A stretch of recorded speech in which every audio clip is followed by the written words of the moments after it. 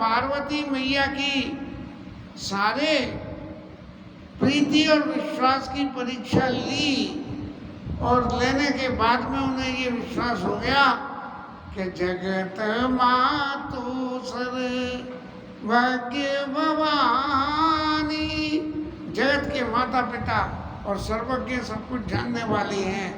ये स्थिति जो है वो पार्वती मैया की है। और पार्वती मैया की स्थिति तो है ही है, पर हमारे चश्मा महाराज की स्थिति कहाँ है? जे उड़ के गिरे हैं कहीं जाके। मैं कहूँ कि गिरा क्या है?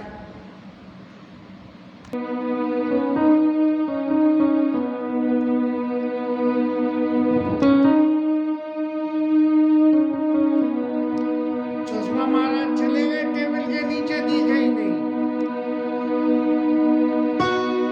या हर्षे मुनि बचन सुनी, देखी प्रीति विश्वास, और चले भवानी नाय सिर, गए हिमाचल पर। शंकर जी महाराज के दूतों के रूप में भेजे हुए सप्तऋषि पार्वती मैया की प्रीति की परीक्षा लेके बड़े प्रसन्न हुए और ऐसा मान लिया कि ये वो ही पार्वती जी हैं जो भगवान शंकर की पत्नी बनने का हक सिर्फ इनको है और किसी दूसरे को नहीं है। अब उन्होंने जाके हिमाचल महाराज को कथा सुनाई कि देखो महाराज क्या क्या हो गया, कामदेव बाबा तो मर गए और तुम्हारी पुत्री जो है पति के लिए महादेव का कर रही है। अब जब काम ही नहीं रहेगा तो फिर विवाह करने का क्या फायदा रहा। लेकिन उन्होंने फिर तुरंत जो रति को दिया हुआ शंकर जी का वरदान में कि बिनो बापू व्यापई समाई पुने सुन निज मिलन प्रसंग। अब तक तो कामदेव के लिए शरीर की जरूरत थी, लेकिन अब शरीर की जरूरत ही खत्म हो गई कामदेव को। अब तो हवा में ही उड़ता हुआ जाएगा और हवा से ही हवा में मिल जाएगा जाके। इसलिए बहुरी कहे रति कर वरदाना और सुनी में मंत बहुत सुख माना। अब ये तो मान लिया, वरदान तो कह दिया, लेकिन एक कल्पना में बात आती है। किसी के घर कोई बहुत अच्छी चीज देखी और देख के ही मन में हो गई कि ये हमें आनी चाहिए। ये काम की कामना जो चित्त में यदि बसी रहेगी तो देखते ही आ जाएगा कि हमें जो है ये चीज हमारे पास भी होनी चाहिए। ऐसा ये बिनु बप व्यापी सबई पुनि सुन नहीं मिलन प्रसंग। तो ऐसे बिना शरीर के सिर्फ आंखों मात्र से दर्शन करने से काम का प्रवेश हो जाता है। कोई चीज चाहिए तो, कोई उल्टा सीधा भी देखना हो तो भी आंखों के माध्यम से देखो और जाके जो है असर हो जाता है पूरे अंग पे, शरीर पे। तो हृदय विचारे शंभु प्रभुताई और सादर मुनिवर लिए बुलाई। अब हिमाचल पे तो बसने वाले कौन थे? मुनि लोग ही थे। और शंकर जी जो है प्रवक्ता को कि भैया हम तो बड़े गलत समझ रहे थे कि ये तो भांग खाम है, धतूरा खाम है, ये तो नशेड़ी है। लेकिन ये तो नशेड़ी नहीं है, ये तो इतने तपस्वी आदमी है, इसीलिए जो है अब पुत्री का विवाह इनके संग करने के नहीं। तो मुनियों को बुलाया और बुला के उनसे कहिए महाराज कि आप जो है कोई ऐसी घड़ी निकालो कि जिस घड़ी में जो है इनके विवाह का आयोजन किया जाए। सुदिन सुगत सुनखत सुघड़ी सुचाई। उन्होंने निकाल दी और वेद विधि लगन धराई। वेद के विधान से गणेश जी का पूजन करके उसमें हल्दी धनिया और जो है लगन, और लगन में इनकी महादेव बाबा की तो लगन लिखना बहुत आसान काम था। क्यों था महादेव बाबा की लगन लिखना? क्योंकि लगन जो लिखी जाती है उसमें वर पक्ष के पुरानी मान्यता के अनुसार वर पक्ष के सारे पुरुष सदस्यों को नाम होते थे और उन सबको के आप श्रीमान जी सबको निमंत्रण है कि मेरी पुत्री के विवाह में आप निश्चित रूप से पधारे, ऐसा निमंत्रण होता था। लेकिन महादेव जी की लगन में क्या कि महादेव महादेव, आदि में भी महादेव, मध्य में भी महादेव और अंत में भी महादेव। तो 2 लाइन में ही लगन लिख गई कि महादेव बाबा आप हमारी पुत्री के विवाह में पधारें और हमारी पुत्री को स्वीकारें। तो वेद भेद विधि लगन धराई। और फिर हमने क्या करा कि उस लगन को लेकर सबरी से दे दी। बोले महाराज बात तो तुम नहीं चलाई है ना, और सबरी की जड़ तुम ही हो, तो इसलिए महाराज ये पत्री ले जाओ। अब शंकर जी के घर परिवार वाला कोई बड़ा बूढ़ा होता तो ब्रह्मा बाबा किसी को जाके देते, लेकिन उन्होंने जाके कही ये पत्री ले जाके दे दो। अब सब ऋषियों ने सोची है ये पत्री दूल्हे को दूं, कौन को दूं? तब उनकी समझ में आई कि भाई देवताओं में सबसे बड़े ब्रह्मा बाबा। तो नहीं ब्रह्मा जाय बिरंची तीन दीन स्वपाती, ब्रह्मा बाबा को जाके उन्होंने जो लग्न पत्रिका दे दी। और वाचत प्रीत हृदय समाती, हृदय में उनके प्यार प्रेम नहीं समारे आए होते। क्यों? कि बोले तारकासुर को मारने का इंतजाम पक्का हो गया। अब तो ब्याह होगा तो मरेगा ही मरेगा। और लगन बाची अजी सबई सुनाई, हर से मुनि सब सुर समुदाई, सब लोगों को सुनाई कि भाई देखो लगन आ गई है। और लगन में बुलावा तो महादेव जी को लिखा है, लेकिन महादेव जी के तो घर परिवार में कोई है नहीं और दूल्हा अकेला जाएगा नहीं। तो महादेव जी तो हमें राजी से नहीं गए, राजी से संग लेके जाएंगे। तो हमारा ये जो है बड़ा भाग्य हो गया कि महादेव बाबा के ब्याह में हम बाराती बन के चलेंगे।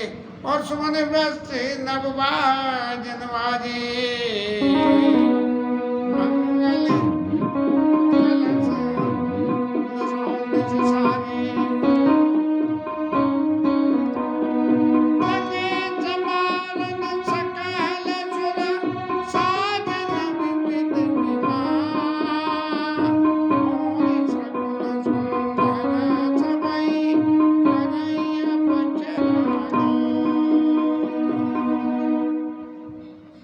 देवता तो मन की कल्पना से ही पहुंच जाते हैं कि कोई अगर बुलावे तो उन्हें कोई वाहन की जरूरत थोड़ी रहती है देवताओं को। लेकिन अब ये शंकर जी की बारात में जाना है, और शंकर जी की बारात में जाने का मतलब शंकर बाबा पे कोई साधन नहीं, घर नहीं, कोई करने वाला नहीं, धरने वाला नहीं दूल्हे पे। तो आस पास पड़ोसी, मिलने वाले जुलने वाले सब लोग आपस में एक दूसरे से सलाह करके कि भैया इनका ब्याह हो रहा है तो ब्याह के लिए साधन चाहिए, इनके घर में कोई नहीं है तो चलो हम सब मिलकर चलते हैं और उनके ब्याह का साय साधन बनाते हैं। तो ऐसे ही सारे देवताओं ने इसी कामना से लगे समारन सकल सुर। हमने एक बारात में जाएंगे तो महादेव बाबा काय पे ले जाएगा उठा के? वो तो किसी पे ले जाएंगे नहीं। खुद ही के लिए घोड़ा नहीं है, बैल पे बैठ के गए, क्योंकि घोड़े पे सांपों को देख के बैठते तो जो है वैसे ही जो है घोड़ा पिटक जाता। इसीलिए जो है नादिया महाराज के ऊपर बैठ के चल दिए महाराज। तो अपने सबरे वाहनों को संभालने लगे। मोटर गाड़ी वाले मोटर गाड़ी मिस्त्री पे गए, घोड़े वाले घोड़े पे गए, और मोर पे बैठने वाले मोर पे गए कि भाई मोर महाराज तुमने अपने पंखों को सही कर लो, कहीं रास्ते में टपक मत जाना तो हम भी टपक जाएं। और चूहा वाले गणेश जी महाराज, हालांकि गणेश जी महाराज टिका लग गए हैं, भूत भविष्य वर्तमान में रहते हैं, लेकिन फिर भी शंकर जी के पुत्र हैं और आदि देवता वही है। सबसे पहले उनका पूजन होता है।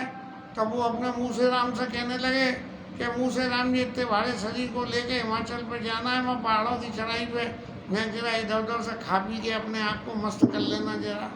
तब जो है ऐसी परिस्थिति में समारन सकल सुखान मोय सगुन मंगल करें अक्षरागान। और देवताओं की पत्नियों को, माताओं को तो एक ही काम है कि मौका मंगल का मिलना चाहिए, सो करना धरना हरि का नाम और भजन गाना गीत गाना हमारा काम। सो जो अभी वो गीत गाने लगी और खूब आनंद मंगल होने लगा देवलोक में। और सबको अपनी अपनी पड़ी है, बाराती जितने बारात में जाने हैं वो सब कोई कपड़े बनवा रहे आए, कोई कुछ कर रहे आए। और लेकिन शंकर जी से कोई नहीं पूछा, अरे बिना दूल्हे के बारात कैसी, दूल्हा ही नहीं होगा तो फिर क्या होगा। लेकिन शंकर जी को कोई नहीं पूछ रहा। तो शंकर बाबा ने सोची कि भाई ये बात थोड़ी गलत है, तो क्या करो। तो उन्होंने अपने ही घरों को ले लिया,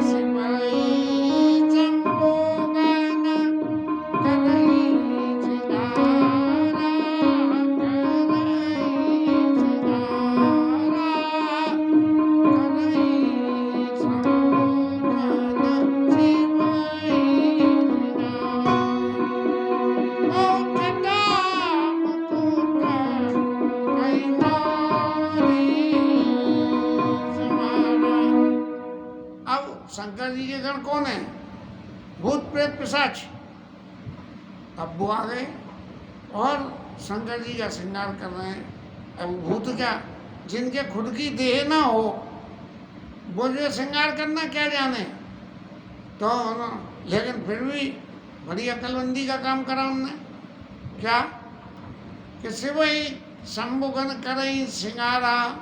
अब भैया आज की तरह से उस जमाने में बाजार में किराए पे तो मिलते नहीं थे, जो जाके मोर और साफा और कलगी और कोट और जो है पजामा और कंठा और चांदी का बेंत, ये सब चीज़ें ले आते। तो उन्होंने और शंकर जी के दूत अगर मिलता भी होता और ये भूत प्रेत पिशाच दुकानदार के यहाँ लेने जाते तो दुकानदार वैसे ही भाग जाता। तो सिवई शंभुगन करे श्रृंगारा। श्रृंगार में क्या करा कि जटा, जो उनकी लंबी लंबी जटा थी, उन जटाओं को जो ऊपर से लपेट के इतना लंबा जटा मुकुट उसका मुकुट बना दिया। और जो माथे पे मोर बंधती है वो मोर की जगह क्या करा कि सांप बांध दिए। वो सांप का न्यो फन लगा हुआ है ऐसा, सो न्यो मोहर लग गई। कुंदन कंकन पहरे ब्याला, जटा मुकुट आई मोर समारा। तन विभूति पट के हरी छाला। और शरीर पे अब शंकर जी तो गौर वर्ण किए हैं, कर्पूर गौरम करुणावतारम। कपूर की तरह से सफेद है, बिल्कुल प्योर वाइट, स्नो वाइट सफेद शंकर जी। तो शंकर जी महाराज सफेद हैं, तो अब उनकी सफेदी की चमक तो इतनी तेज कि उनकी चमक के आगे सबकी चमक दब जाए। तो क्या करा उनको तन विभूति, उनके भस्म पूरे शरीर पर उनके लगा दी, जो उनका सफेद से रंग ही जो है डार्क कलर कर दिया, सलेटी रंग का। तन विभूति पट के हरी छाला। अब कपड़े के नाम पर शंकर जी महाराज के घर में क्या था, जो कपड़ा कहाँ से आवे। तो जो उनके बागंबर था उनका, उस बागंबर को उनकी कौन बांध दिया। दिगंबर रहने वाले, तो उनको भाई दिगंबर जाएंगे तो ठीक नहीं है, इसलिए बागंबर बांध दिया। और माथे पे क्या करा, शशि लीलाट सुंदर सिंह गंगा। माथे पे जो है गंगा महारानी शोभा हो रही और अर्धचंद्राकार चंद्रमा उसके बीच में यूं बैठी हुई गंगा महारानी की छवि जैसी फोटोओं में होती है, ऐसे विराजमान कर दिया। और तन विभूत नैन तीन उपवीत भुजंगा, सबके तो दो दो आंखें। और शंकर जी के माथे पे ये बिंदी लगा हुआ, यहाँ पे एक आंख और। तो नैन है तीन उपवीत भुजंगा। अब सवाल ये आया कि भाई इन्हें जनेऊ तो पहनाओ। शादी से पहले, अब तो शायद सब खत्म ही हो गए, नहीं तो पहले पुराना टाइम था वैसे जनेऊ पहने ना पहने, लेकिन शादी के लिए तो 2 दिन 3 दिन को जनेऊ पहना ही देते थे। तो तन विभूत पर नैन तीन उपवीत भुजंगा। तो बोले अब जनेऊ कहाँ से आवे। तो इन्होंने एक सांप को लेके और टेढ़ा करके और इधर से उधर मुंह मिला के और मुंह और पूंछ को आपस में बांध दिया, तो वो जाके बन गया सांप। और गरल कंठ, नीला गला, सफेद शरीर नीला गला, और भस्म लगा दी तो वो जो है सलेटी रंग हो गया। और सलेटी रंग हो के और नीली नीली गर्दन, गरल कंठ, न उर नर सिर माला। दूल्हे हुए जाते हैं तो माला तो पहनाई जाती है, मामा लेके आवे माला पहनावे, मामा कोई हो जब तो आवे। तो ये क्या करा, अब कैसे करें, तो जो मुंडमाल जो शंकर जी धारण करते हैं, वो मुंडमाल को माला की तरह उनके मुंडों पे कुछ और लगा लगू के सांपों से डेकोरेशन कर दी उनकी, किसी के चंदन तिलक लगा दिया, कुछ कर दिया। अब कर त्रिशूल, जैसे बेंत लेके चलते हैं ना महाराजाओं की तरह से, तो हाथ में उनके त्रिशूल ले लिया, बोले महाराज जी से पकड़ के चलना। और डमरू विराजा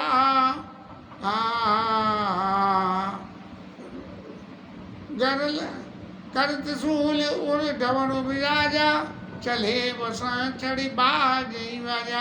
भैया घोड़ा लाओ, घोड़े पे बैठ के जाएंगे। घोड़ा का है घोड़ी, तो घोड़ी पे, अब घोड़ी तो सांपों को देखते ही भाग जाएगी, इसीलिए अपने जो नादिया महाराज के ऊपर में बैठ गए। अब नंबर आया बैठने का, बोले महाराज बैठे तो कोई कभी किसी ने बताया हो या समझाया हो तो पता लगे। महादेव जी महाराज चढ़े और नादिया महाराज के ऊपर उनके मुंह की तरफ पीट करके बैठ गए। तब किसी ने समझाया, महाराज ये तो उल्टे बैठे हो, अब जरा सीधे बैठो, नादिया की तरफ अपना मुँह करो, नहीं तो नादिया चले इधर तुम देखो पीछे, तो ब्याह करने में कैसे तुम्हारी कदर होगी। इसलिए अब देवताओं की जो पत्नियां थी, जो ब्याह बारात में तो जावे नहीं थी उस वक़्त, तो वो क्या करें, उन्हें कहीं यहीं दूल्हे के दर्शन कर लो भैया, बारात जो चढ़ेगी और जाएगी दर्शन यहीं कर लो। तो वो दर्शन करने में देख सिवाई सुरती है मुस्काई, और वर लायक दुल्हन जगनाई। इस संसार में इनके लायक तो कोई दुल्हन है नहीं कि ऐसे बावड़े भूत जो है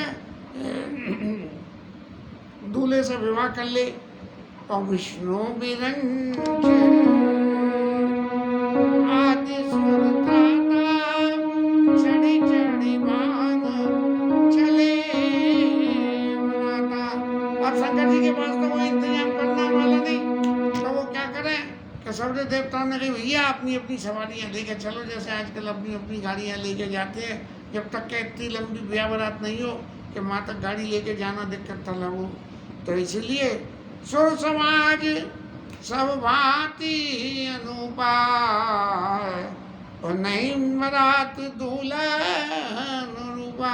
अब देवता तो सब एक से एक ज़्यादा बढ़िया सजे हुए, एक से एक सजे हुए देवता, और भोलेनाथ बागंबर धारण किए हुए, भस्म लपेटे हुए, गले में मुंडों की माला, सिर पे मोर की जगह सांप, और जनेऊ की जगह गले में सांप, और हाथ में जो है जे बाजूबंद की जगह सांप। जहाँ देखो वहाँ सजाने को एक ही सौदा सांप, सो सब जगह सांपों को लपेट दिया।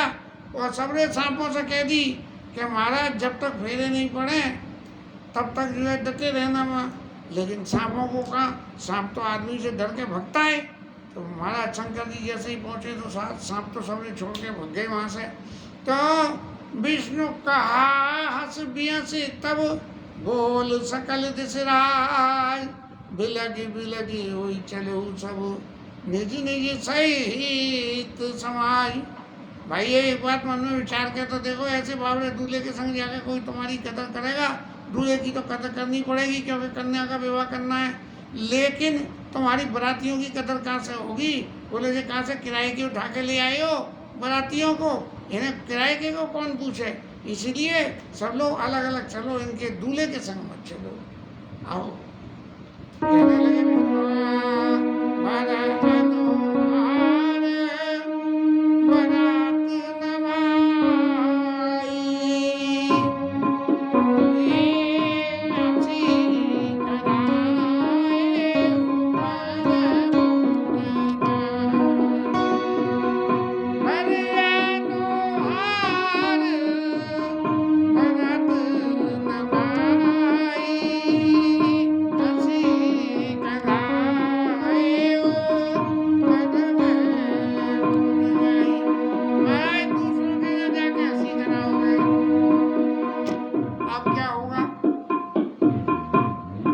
सोचने लगे कि भैया अगर इनके संग नहीं चलोगे, महादेव जी के संग तो जा नहीं पा रहे क्योंकि कदर नहीं होगी, और विष्णु भगवान के संग अगर नहीं चलोगे तो फिर तुम्हारी कदर हो कैसे होगी।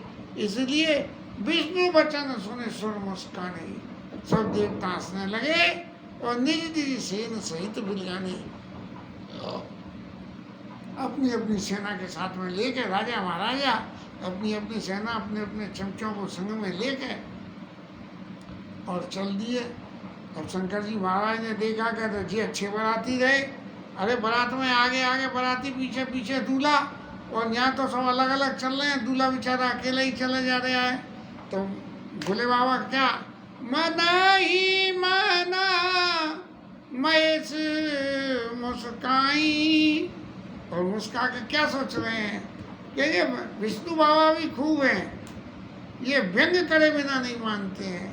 और यदि हकीकत में देखें तो ये विवाह शादी का मौका ही ऐसा होता है कि जिसमें हर बात व्यंग में भी चल जाती है। कोई किसी का व्यंग करे, किसी के ऊपर व्यंग करे तो वो भी सब बारात में जाके सब झेल लेता है, और सही भाव से यदि कोई उस व्यंग को कर दे तो जो है फजीती खड़ी हो जाती है। हरि के बिंग वचन नहीं जाई। अब भगवान विष्णु जो शंकर जी के अत्यंत प्रिय हैं, और उन प्रिय ने कही कि सब अलग अलग हो जाओ, तो महेश जी ने कही क्या कही, सुन प्रिय वचन सुनत प्रिय के रे। बोले महाराज तुम सब भले ही अलग हो जाओ, मैं जैसा हूँ मैं तो ऐसा ही रहूँगा, और मेरे पास ऐसी बारात भी है, लेकिन उस बारात को मैं संग लेके नहीं जाऊँगा। क्यों नहीं जाऊँगा कि उसमें तुम्हारी कदर घट जाएगी। लेकिन अब तुमने खुद ही अपनी कदर घटवाने का प्रयास कर लिया, तो तुम ऐसा करो कि तुम तो सब अलग अलग होकर चलो, और मैं अपनी बारात बुला के मैं संग ले गए। अति प्रिय वचन सुनत प्रिय के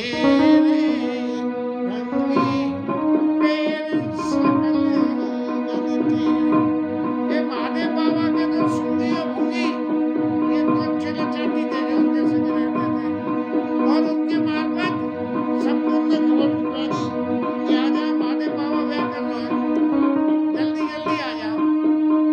सोई सब आ गए। ऐसे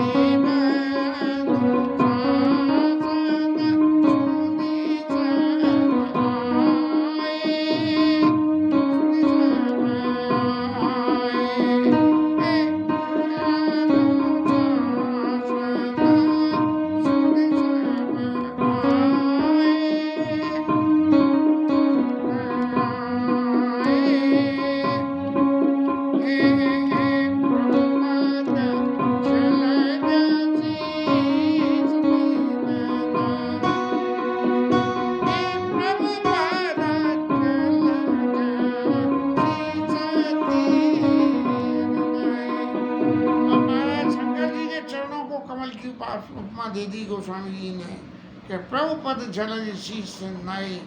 ये उपमा कमल के समान थे या नहीं थे, लेकिन भूत पिशाचों को जो हमेशा कड़ी चीज़ों के बीच में रहने वाले, और उनके सामने ये भगवान के चरण, शंकर जी महाराज के चरण तो कमल के समान कोमल उन्हें दिखने लगे।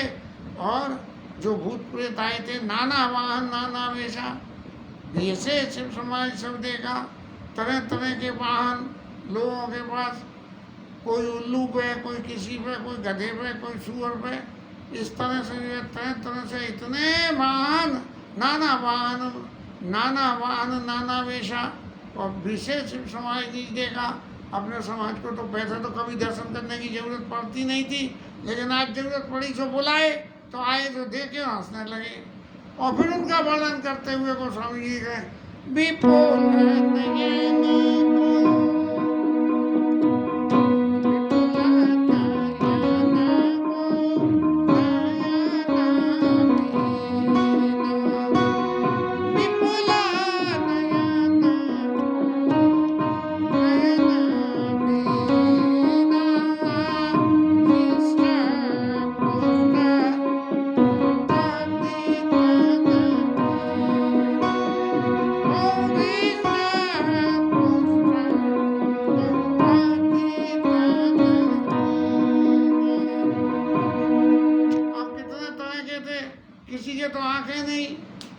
और किसी की आंखें ही आंखें, और कोई खूब मोटा ताजा और कोई बिल्कुल ऐसा सीजिया सरकंडा।